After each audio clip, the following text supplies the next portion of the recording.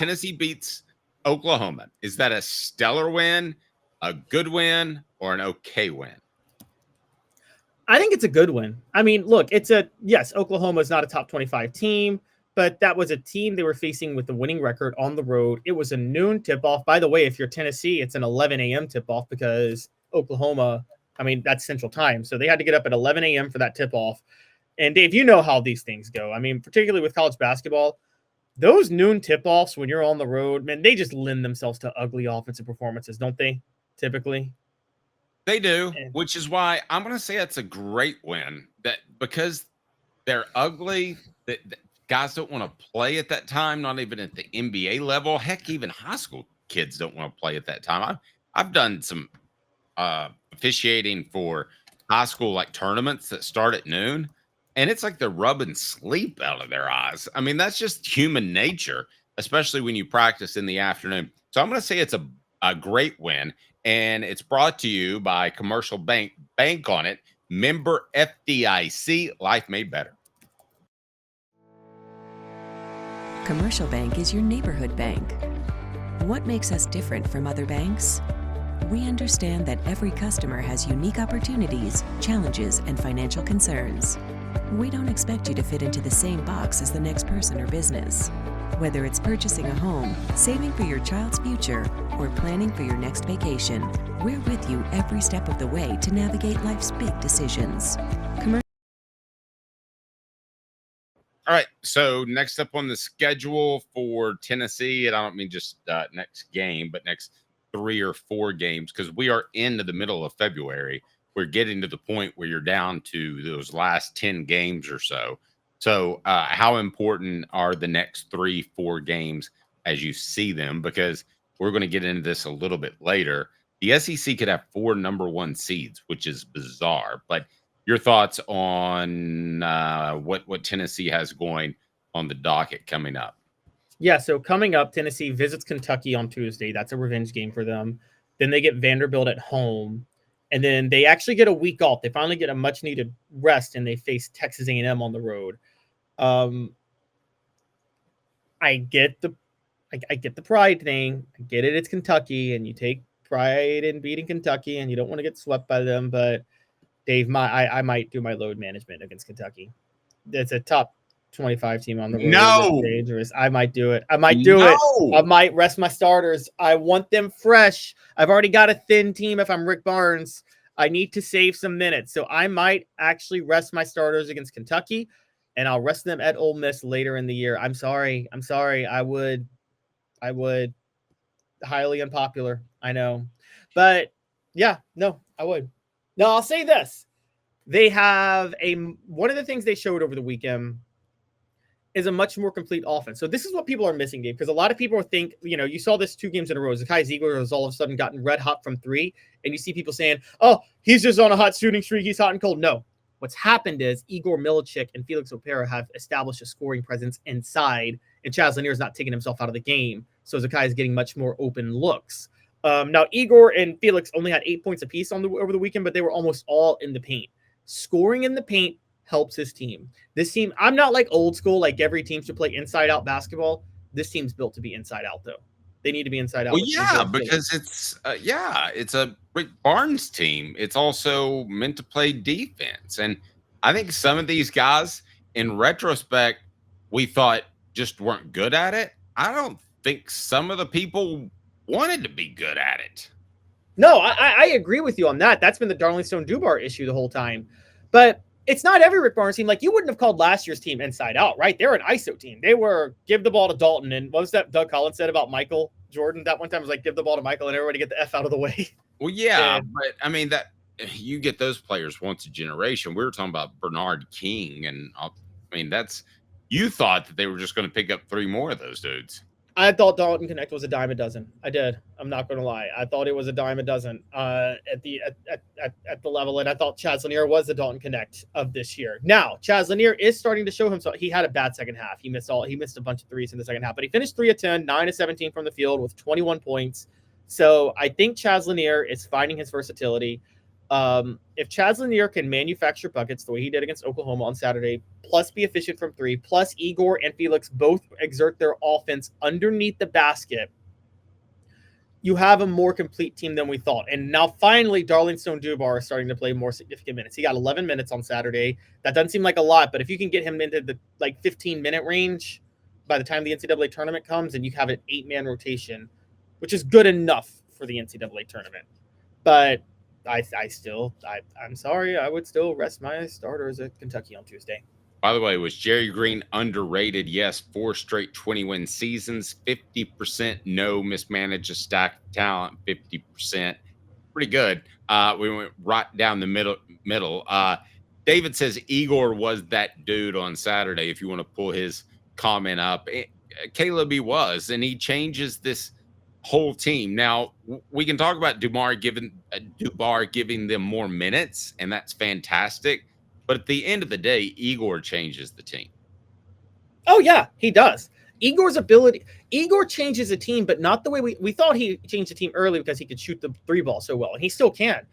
What changes is if Igor is willing to score under the basket, doesn't it? If he's willing to score from the mid-range and in the paint. Remember Olivier Comeau a couple of years ago? Yes. That's what you want Igor to be able to do. Okay, if those teams are going to drop in a zone, give him the ball in the middle of the court. If you were to pick 4 players, the easiest would be Zakai, Igor, Chaz, and Dubar, right? The 4 most key players heading into March. No, it wouldn't be Dubar. The 4th would be Felix O'Vera. Okay, I just want to make sure, because at the beginning of the year, we would have said that, right? Yes, we would have said Dubar, but Dubar is obviously just a bench player and a role player at this point. I don't think he can ever get to that next level, unfortunately. Okay. So rank those, because they're a poll question. Please take part of the poll question online. We greatly appreciate that. I've got it up there, so you read through. You tell me how you would rank them. Who is key for the Vols NCAA tournament run? Igor, Zakai, Chaz, and Opera. I think Igor, because he's the biggest wild card in terms of how he plays, and then Chaz, because Zakai and Felix, Zakai is who he is. Zakai does what he does. There's really nothing about his game that, like I say, do this less or do this more. The other 3 have some. With Felix, if he can be more reliable from the free throw line, because he actually has a nice touch on his free throws. I think they just haven't fallen a lot of times.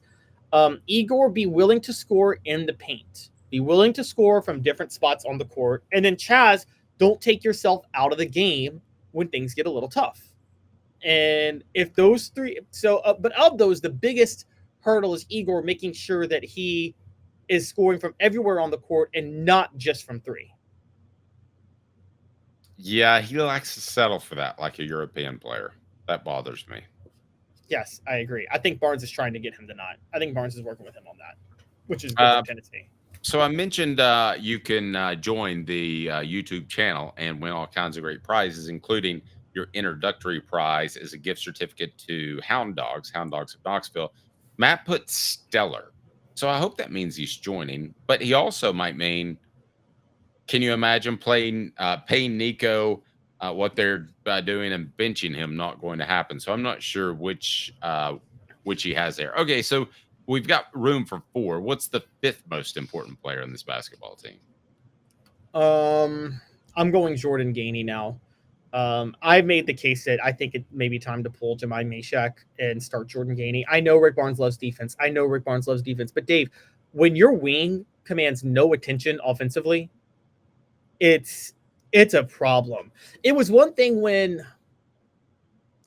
okay, you're going to love this as a Celtics fan, and I'll have it as a Grizzly fan, but so we both had him. But you remember Tony Allen, right? The worst offensive player of all time, but you kind of forgave him because you're like, okay, this dude's shutting down Kobe every time, so it didn't really matter. Right. And didn't he sleep with Scottie Pippen's mom or something? No, you're thinking Delonte West slept with LeBron James's mom. Right. But no, Tony Allen was a lockdown 2-guard, the best lockdown defender at the 2-guard of all time. He got in your head insanely so. And I mean, he was a better lockdown defensive 2-guard than Michael Jordan was as a defender. But he was such a liability offensively. But if you left him open, he was going to hit the shot. Like, you still at least had to guard him. You know what I mean? Like, they didn't have to guard Jemai Meshack half the time. They just let him roam free. And it's like, you can't have that. You can't make a deep run in the NCAA tournament where there's a guy you can just let roam free. That was another, to bring it a little bit to a different level. Remember JP Prince at Tennessee? That was his problem. Remember on the wing where you gave JP the ball, no one respected him offensively. No matter how good he was defensively, no one cared if he touched the ball on offense. And You're right. Became costly. Rick Terry Jewelry Design. It is Valentine's Day week. Get down there and tell them that Dave Hooker and Off the Hook Sports sent you. They want to be your jeweler. They have affordable game day jewelry, a Tennessee tradition, rickterryjewelry.com. You still have time to go down there and say, listen, I would like for you to craft this. They make it. It's jewelry design. It's not just a jeweler. They are fantastic. Rick Terry Jewelry Design. They've got the 3D printers so they can take care of you. You will be very, very happy. So give us an update on the poll question, if you don't mind, Caleb. So the poll question is, who is key for Vols NCAA tournament run? Igor, ZZ, Chaz, and Apparel. Do you want me to give the results? Yes. Well, Igor let me tell you first about Quality Tire Pros, serving Chattanooga's community since 1957. All major brands of tires, full service automotive, brake alignments, oil changes, and more. QualityTirePros.com. Just tell Bo that Dave Hooker and Off the Hook Sports said hello. Yes, sir. Igor leads by a plurality at 44%, Chaz at 33%, Sakai at 22%, and Felix at 0%. Interesting. I think we're underrating how much of an offensive threat Felix can be when he's hitting his free throws. And the other day he had 4 blocks in the game too, which, I mean, again, you can't underrate that. So Felix does a lot of the legwork for Tennessee. To bring your Celtics reference again, he's almost like a more athletic Kendrick Perkins. That's not saying a lot. But like Kendrick Perkins, they don't win those titles without him, or that title without him. I know, but Caleb Calhoun's a more athletic Kendrick Perkins. No, I may just be more athletic. I'm not Kendrick Perkins in terms of toughness under the basket. I know, but you're more athletic. That's my point. Make it a poll question. Who's more athletic, Caleb Calhoun or Kendrick Perkins? Actually, that would be ugly. Have you ever seen those Brian Scalabrine videos? Oh my gosh, I forgot about Brian Scalabrine, man. Have you seen the videos? Like he will say in the NBA, I sucked, but I am better than you, and you suck worse. And he'll go play these average guys just on the court. They won't score a point. The difference, like when somebody, I could do that. No, you couldn't. No, it's like when people think they could crack a 5 in the 40 time. No, you can't. No, you can't. People don't realize how rare 40 times. Like 90% of the people in the world who run 40 times within the 4s are all of the NFL. Chad had this to say, so I want to share this. With Meshack not being a threat at all on offense, that ends up being a 4-on-5 game when he is in and we're on offense, and not a recipe to win big time games. Would you agree with that? Yes, I totally agree. And Chad Morris, that is better coaching analysis than the football coach Chad Morris ever had when he was coaching Arkansas. He's dead right. That's 100% right. I mean, and he's your wing too. It's not like he's a big, you know, if there's a big who's not a great scorer, it's okay. You put him under the basket and he can clean up a rebound and put the ball back in, right? So it's but like if your wing can't score, that is an issue. That's a big issue. That, you know, when someone doesn't have to respect a player of yours on the perimeter, that's a really big problem. No, agreed.